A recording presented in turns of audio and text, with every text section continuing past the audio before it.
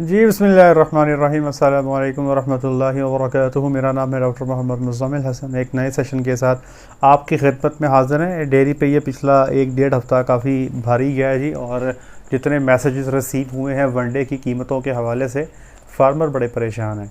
और बात है भी परेशानी की है, क्योंकि जिस लिहाज से कीमतें बढ़ रही हैं उस लिहाज से दूध का रेट नहीं बढ़ रहा, और फार्म पे जो सूरत हाल है काफ़ी मुश्किल जो है वो हो गई है।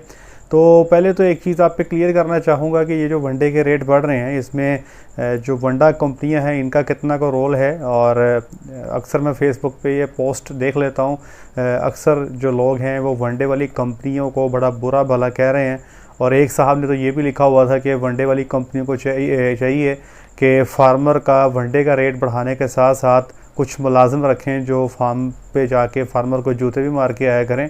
तो मतलब लोग डिफरेंट तरीके से अपने गुस्से का इजहार कर रहे हैं। तो मैं आज के सेशन में आपको ये बताऊंगा कि ये जो वनडा जो महंगा हो रहा है इसमें कंपनियों का कितना रोल है। हम जो ख़ुद वनडा बनाते हैं, हमारी सूरत हाल क्या है, हमारी सिचुएशन क्या है, और आप इस सिचुएशन से निकलने के लिए आपको क्या करना होगा।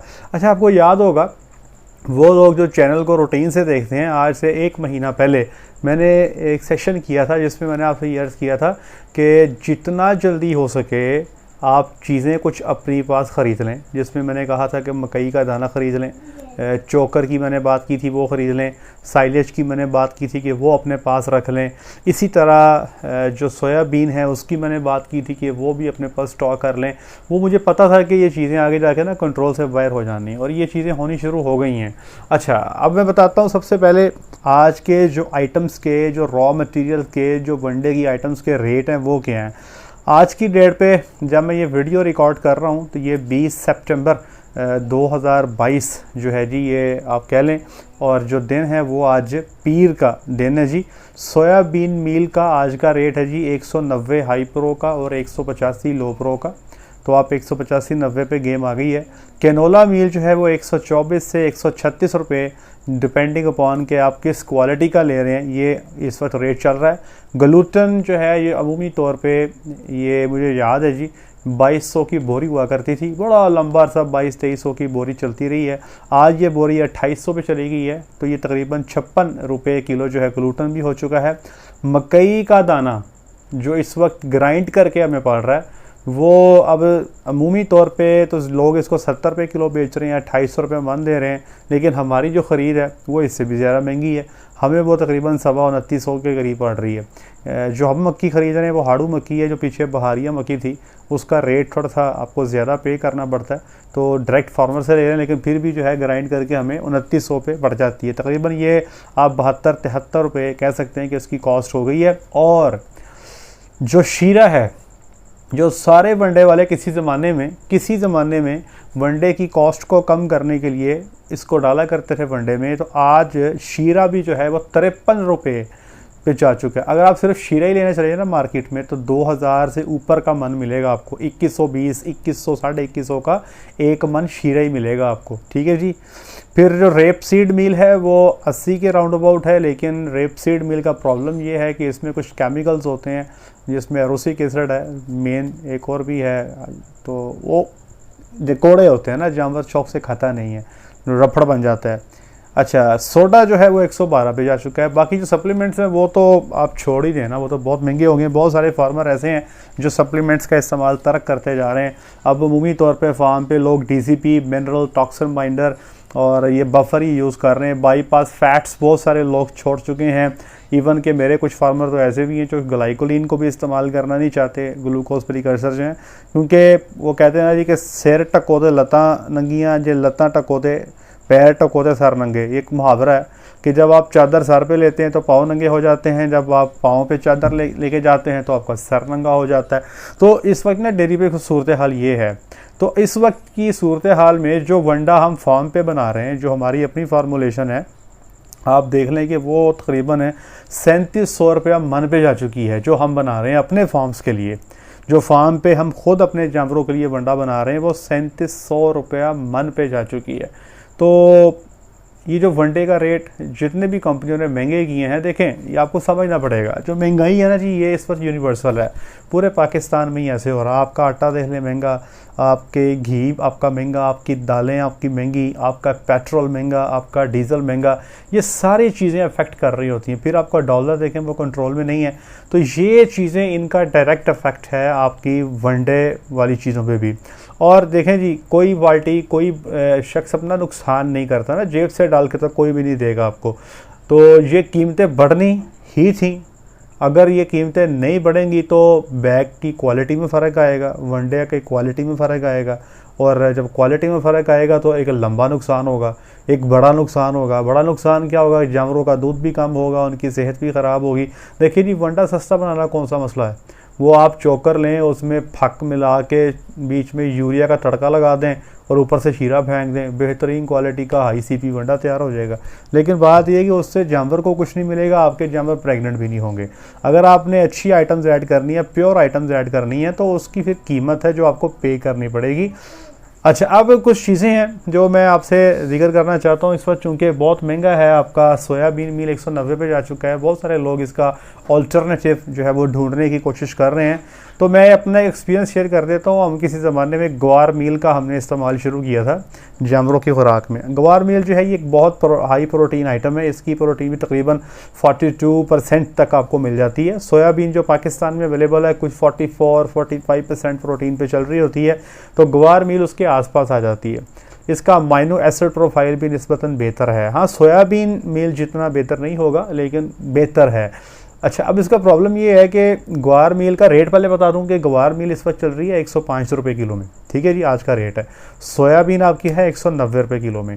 190 रुपये किलो में प्रोटीन आपको 45% मिल रही है, यहाँ पे 105 रुपये किलो में प्रोटीन आपको 42% मिल रही है। अब इसका मैं आपको हल बताता हूँ। करना क्या आपने, करना ये है कि ये जो ग्वार मील है ये कौड़ा होता है, शदीद कौड़ा होता है। मतलब आप इसको जानवर की खुराक में डालते हैं ना, तो जानवर शौक से वंडा नहीं खाता, तो वो पैलेटेबिलिटी का इशू आ जाता है। तो मैं आपको रिकमेंड करूंगा, आगे सर्दियां भी आ रही हैं और कोई 10-15 दिन मुश्किल हैं, इसके बाद इंशाल्लाह आप देखेंगे जानवर जो हैं वो बड़े शौक़ से, बड़ी रग़बत से जो है वो चीज़ें खाना शुरू कर देंगे। आप ग्वार मील का इस्तेमाल अपनी खुराक में शामिल करें। कैसे करें? अभी शुरू में सिर्फ 2 से 2.5% उसको लेकर आएँ खुराक में। अमूमी तौर पे ज़्यादातर फार्मर जिनको मैं जानता हूँ वो सोयाबीन मील जो है आजकल कोई बहुत भी जंप लगाता है तो 10% तक अपने फार्म पे यूज़ कर लेता है। बहुत कम लोग हैं जिनके पास पोटेंशियल बहुत ज़्यादा है, एनिमल्स की प्रोडक्शन बहुत ज़्यादा, तो वो 15 से 20% पे चल रहे होते हैं। लेकिन अमूमी तौर पे विंडो में 10% तक, मैं भी जिनको फार्मूलेशन देता हूँ 10% तक ही मैक्सिमम ऐड करता हूँ।